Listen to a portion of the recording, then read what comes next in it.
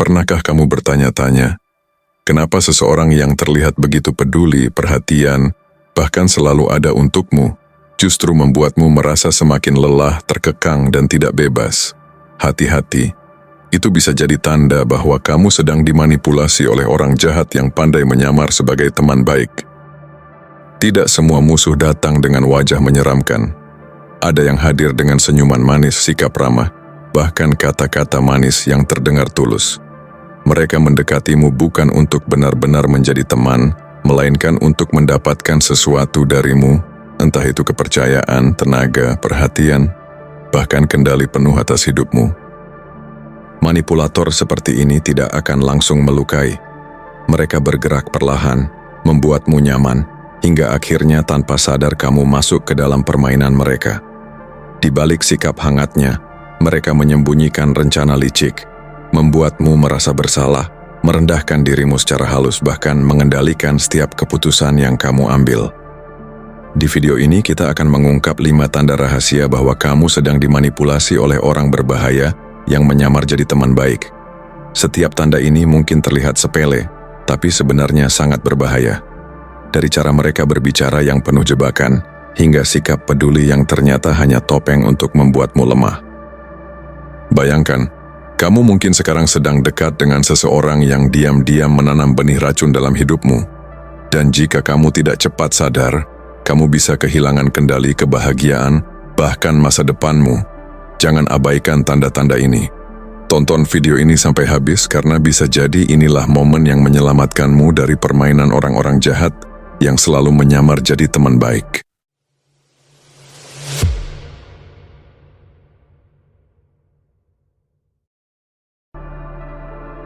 Poin pertama, menawan dan karismatik pada awalnya. Kamu pernah nggak ketemu seseorang yang begitu memikat sejak awal? Kata-katanya tertata rapi, senyumnya menenangkan, dan caranya berbicara membuatmu berpikir, orang ini pasti baik. Ada sesuatu dalam dirinya yang membuatmu nyaman. Seolah-olah dia adalah seseorang yang bisa dipercaya, bahkan sebelum kamu benar-benar mengenalnya. Dan anehnya, semakin lama kamu mengenalnya, semakin banyak tanda tanya yang muncul di kepalamu. Janjinya mulai terdengar terlalu sempurna. Kata-katanya tidak selalu sejalan dengan tindakannya. Ada sesuatu yang terasa tidak beres. Filsuf Stoik mengajarkan kita untuk tidak mudah terpesona oleh penampilan luar seseorang. Mereka menekankan bahwa karakter seseorang tidak bisa dinilai hanya dari cara bicara atau bagaimana mereka membawa diri. Itu sebabnya, salah satu tanda pertama bahwa kamu sedang berurusan dengan orang jahat adalah karisma mereka yang tampak begitu sempurna. Tapi, apakah semua orang yang karismatik itu jahat? Tentu tidak. Karisma adalah alat. Sama seperti pisau, bisa digunakan untuk memasak, bisa juga untuk melukai. Namun dalam banyak kasus, mereka yang memiliki niat tersembunyi justru memiliki pesona yang sangat kuat. Karena itu adalah cara termudah untuk mendapatkan kepercayaan orang lain. Pikirkan lagi, berapa kali kamu melihat seseorang yang begitu meyakinkan di media sosial, berbicara dengan penuh percaya diri, seolah memiliki semua jawaban. Tapi ketika kamu melihat lebih dalam, ternyata mereka hanya menjual ilusi. Mereka bukan apa yang mereka klaim. Ada fenomena psikologis yang disebut halo effect. Ketika kita melihat satu sifat positif pada seseorang, misalnya karisma, kita cenderung mengasumsikan bahwa sifat-sifat lain mereka juga baik. Itulah kenapa orang yang tampan atau cantik lebih mudah dipercaya. Begitu juga dengan mereka yang berbicara dengan percaya diri. Otak kita mengasosiasikan karisma dengan kebaikan, padahal tidak selalu demikian. Dan lebih buruknya, banyak orang jahat memahami betul cara kerja psikologi ini. Mereka tahu bagaimana memanfaatkan ekspresi wajah, intonasi suara, dan bahasa tubuh untuk membuat orang merasa nyaman. Mereka tahu bagaimana membangun citra yang membuat orang lain percaya. Mereka tidak akan datang dengan wajah bengis atau aura yang menyeramkan. Justru sebaliknya. Mereka datang dengan senyuman, pujian, dan perhatian yang terasa begitu hangat. Sekarang, bayangkan kamu berada dalam sebuah ruangan pesta, dan seseorang mendekatimu. Dia begitu ramah, mendengarkan ceritamu dengan antusias, dan membuatmu merasa spesial. Dalam beberapa jam saja, kamu merasa seperti sudah mengenalnya bertahun-tahun. Tapi tunggu dulu. Kenapa dia begitu tertarik padamu? Kenapa dia terlalu sempurna? Orang yang benar-benar baik biasanya tidak perlu membuktikan bahwa mereka baik. Mereka tidak berusaha keras untuk memikat orang lain. Mereka hanya menjadi baik. Tapi mereka yang memiliki niat tersembunyi seringkali menggunakan pesona sebagai alat untuk mendapatkan kepercayaanmu lebih cepat. Pertanyaannya, bagaimana cara membedakan seseorang yang benar-benar baik dengan seseorang yang hanya menggunakan karisma untuk keuntungan pribadi? Jawabannya ada di tindakan mereka. Orang yang tulus tidak hanya baik di awal. Mereka tetap konsisten, meskipun tidak ada keuntungan bagi mereka. Sebaliknya, orang yang jahat akan menunjukkan sisi aslinya ketika kamu mulai menguji mereka. Misalnya, coba sesekali tidak menuruti keinginan mereka. Tiba-tiba, kamu akan melihat perubahan sikap yang drastis. Mereka mungkin mulai bersikap dingin, atau bahkan marah. Itu karena pesona mereka bukanlah sesuatu yang alami. Itu adalah alat yang mereka gunakan untuk mendapatkan sesuatu. Pernahkah kamu melihat seseorang yang begitu karismatik dan berwibawa hanya untuk akhirnya menyadari bahwa mereka ternyata memanipulatif? Di sekitar kita, ada banyak contoh bagaimana pesona bisa digunakan sebagai alat penipuan. Kasus investasi bodong, misalnya, hampir selalu melibatkan seseorang yang sangat meyakinkan. Orang-orang tertarik bukan hanya karena janji keuntungannya, tetapi karena mereka percaya pada siapa yang menyampaikannya. Sekarang, bayangkan seseorang yang pernah membuatmu terpesona. Apakah mereka benar-benar sebaik yang kamu pikirkan? Ataukah ada hal-hal yang terlewat dari pengamatanmu? Kita semua rentan terhadap manipulasi ini, karena manusia memang didesain untuk mempercayai mereka yang terlihat percaya diri. Tapi itu bukan berarti kita tidak bisa belajar untuk lebih waspada. Maka, sebelum kamu terlalu cepat mempercayai seseorang hanya karena mereka tampak menawan, tanyakan ini pada dirimu sendiri. Apakah mereka konsisten dalam tindakan dan kata-kata mereka? Apakah mereka baik hanya ketika ada sesuatu yang bisa mereka dapatkan? Apakah mereka merasa tidak nyaman jika kamu mulai mempertanyakan mereka? Apakah kamu merasa terlalu cepat terbawa dalam hubungan ini? Orang baik tidak perlu terburu-buru untuk mendapatkan kepercayaanmu. Mereka membiarkan kepercayaan itu tumbuh secara alami dari waktu ke waktu. Sebaliknya, orang yang jahat akan berusaha mendapatkan kepercayaanmu dengan cepat, sebelum kamu punya kesempatan untuk berpikir dua kali. Jadi saat kamu bertemu seseorang yang tampaknya sempurna, ingatlah satu hal. Tidak semua yang bersinar itu emas. Poin kedua, kebohongan patologis. Bayangkan ini, kamu sedang duduk di sebuah kafe, berbincang dengan seseorang yang sudah kamu kenal cukup lama. Dari cara mereka berbicara, semuanya terdengar meyakinkan. Tapi ada sesuatu yang terasa aneh. Kata-kata mereka mengalir begitu lancar, terlalu sempurna, seolah sudah dipersiapkan sebelumnya. Tidak ada keraguan, tidak ada jeda untuk berpikir. Lalu tiba-tiba, kamu teringat sesuatu. Cerita yang mereka sampaikan kali ini berbeda dengan yang mereka katakan beberapa minggu lalu. Tidak besar, hanya detail kecil yang berubah.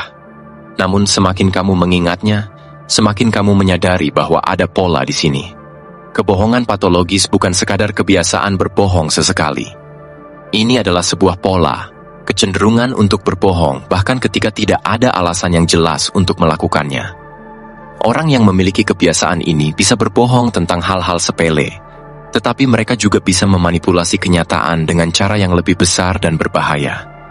Ketika seseorang berbohong sekali, mungkin itu karena situasi mendesak. Tetapi jika seseorang berbohong terus-menerus tanpa alasan yang jelas, itu bisa menjadi bagian dari kepribadiannya. Mereka mungkin berbohong untuk mendapatkan perhatian, untuk merasa superior, atau hanya karena mereka sudah terlalu terbiasa hidup dalam kebohongan. Lalu, apa yang terjadi jika kamu terus berurusan dengan orang seperti ini? Pertama, kamu akan mulai meragukan realitasmu sendiri. Ketika seseorang berbohong dengan sangat meyakinkan, kamu mungkin mulai bertanya-tanya apakah kamu yang salah mengingat sesuatu. Ini bisa membuatmu terjebak dalam siklus kebingungan dan ketidakpastian. Kedua, kebohongan patologis bisa menghancurkan hubungan. Kepercayaan adalah fondasi dari setiap hubungan, baik itu persahabatan, keluarga, atau pekerjaan. Begitu seseorang dikenal sebagai pembohong, sulit bagi orang lain untuk percaya pada mereka lagi. Tapi di sisi lain, apakah semua orang yang berbohong bisa dikatakan jahat? Tidak selalu. Ada yang berbohong karena takut, karena merasa terancam, atau bahkan karena mereka tidak tahu bagaimana caranya untuk jujur tanpa merusak sesuatu. Namun ada satu hal yang pasti, seseorang yang terus-menerus berbohong tanpa peduli dampaknya pada orang lain bisa menjadi bahaya tersendiri. Mereka mungkin tidak berniat menyakiti, tetapi efek dari kebohongan mereka bisa sangat merusak. Sekarang, mari kita bayangkan situasi lain. Kamu mendapati seseorang yang selalu tampak sangat meyakinkan dalam setiap ceritanya.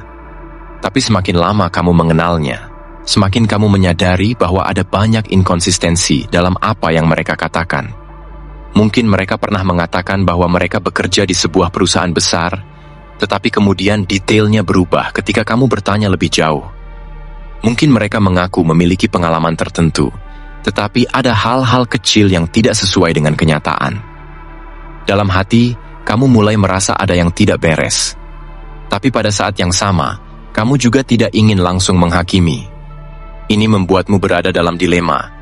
Haruskah kamu mengkonfrontasi mereka? Atau haruskah kamu diam saja dan melihat bagaimana situasi berkembang? Orang-orang yang memiliki kecenderungan untuk berbohong patologis seringkali sangat pandai dalam menyembunyikan kebiasaan mereka. Mereka bisa tampak sangat meyakinkan, bahkan ketika mereka sedang berbohong.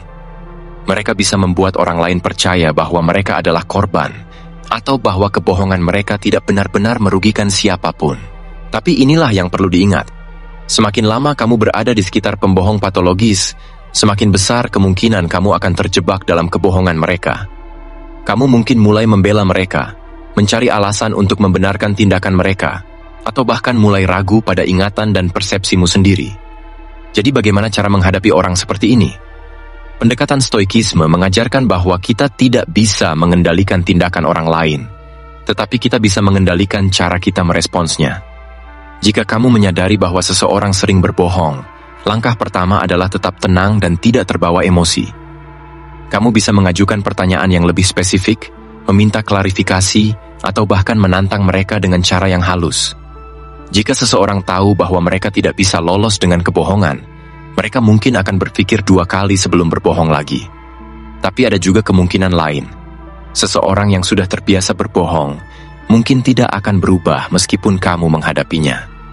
Dalam kasus seperti ini, kamu harus mempertimbangkan apakah hubungan dengan orang tersebut layak untuk dipertahankan atau tidak. Sekarang, mari kita bicara tentang sesuatu yang lebih kontroversial. Ada kalanya, kebohongan dianggap bisa diterima dalam konteks tertentu. Misalnya, berbohong untuk melindungi perasaan seseorang, atau untuk menghindari konflik yang lebih besar. Tapi di mana batasnya? Jika seseorang berbohong untuk menghindari konsekuensi dari tindakan mereka sendiri, itu bukan lagi kebohongan yang baik. Itu adalah manipulasi. Jika seseorang berbohong karena mereka menikmati kekacauan yang ditimbulkan, itu bisa menjadi tanda sesuatu yang lebih berbahaya.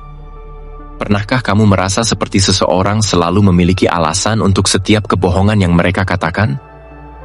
Mereka bisa saja mengatakan bahwa mereka hanya mencoba melindungimu, atau bahwa mereka tidak bermaksud jahat. Tapi jika mereka terus-menerus melakukannya, apakah itu masih bisa diterima?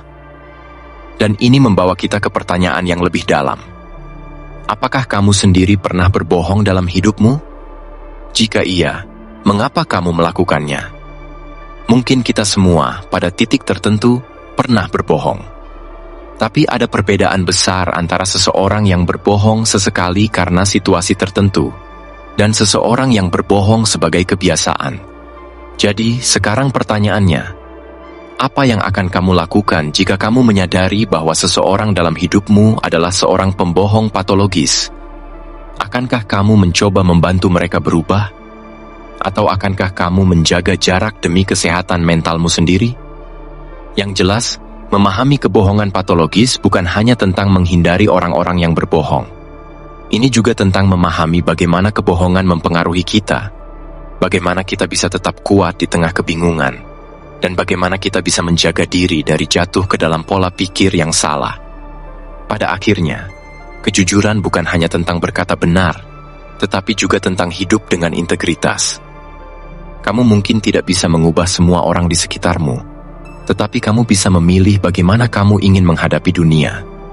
Dan itu adalah kekuatan yang tidak bisa diambil oleh siapapun darimu. Poin ketiga, manipulasi. Ada saat-saat di mana kamu merasa ada yang tidak beres. Bukan karena seseorang berteriak atau melakukan sesuatu yang jelas-jelas salah, tetapi lebih kepada cara mereka berbicara, bagaimana mereka memutarbalikkan situasi, atau bagaimana mereka membuatmu meragukan perasaan dan keputusanmu sendiri. Itu bukan sekadar kebetulan, itu adalah manipulasi. Manipulasi bisa datang dalam berbagai bentuk. Ada yang halus, hampir tidak terasa, dan ada yang terang-terangan merugikanmu. Tapi satu hal yang pasti, mereka yang ahli dalam manipulasi tahu persis bagaimana memanfaatkan emosi dan psikologimu untuk mendapatkan apa yang mereka inginkan. Sekarang, bayangkan sebuah situasi. Kamu baru saja berbagi kabar baik dengan seseorang, tapi alih-alih ikut senang, mereka malah menyepelekan pencapaianmu atau membandingkannya dengan sesuatu yang lebih besar yang pernah mereka lakukan. Tiba-tiba, kebahagiaan yang tadi kamu rasakan berubah menjadi keraguan. Apakah pencapaianmu memang tidak seberapa?